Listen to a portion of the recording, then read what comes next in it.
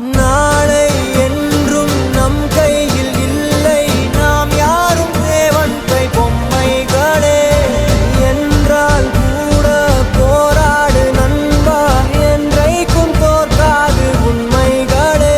உசைன் போல்ட்டை போல் இல்லாமல் ஓடு, கோல்டு தேடி வரும்.